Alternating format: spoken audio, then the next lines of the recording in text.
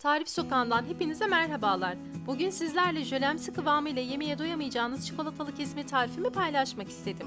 Çikolatalı tatlı sevenlerin yeni favorisi olacağını düşündüğüm bu eşsiz tatlı tarifim için videoyu ilerletmeden izlemenizi öneririm. Sizlerle daha fazla tarif paylaşmam için kanalıma abone olmayı unutmayın. Dilerseniz çikolatalı kesme tarifine geçelim. Çikolatalı kesme tatlısı için 100 gram sütlü çikolata küçük küçük kesilir. Ardından 350 ml süt, 4 yemek kaşığı toz şeker, 1 yemek kaşığı kakao ve küçük küçük kestiğimiz çikolata tencereye alınır. Kakaonun dağılması için spatula ile tatlı karıştırılır. Ardından tencere ocağa alınır ve karıştırılarak tatlı pişirilir.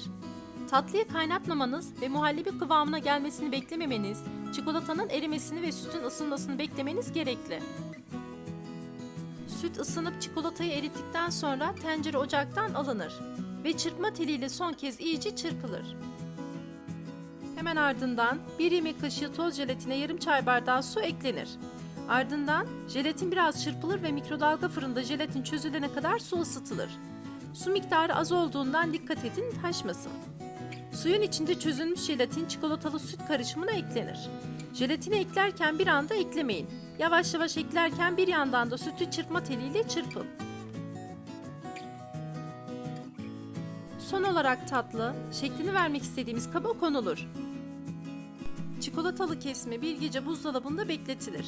Tatlıyı bir gece buzdolabında bekletmezseniz jelatin etkisini gösterip tatlıyı koyulaştırmaz. Bir gece buzdolabında soğuttuğumuz tatlı ters çevrilerek servis edilecek tabağa alınır.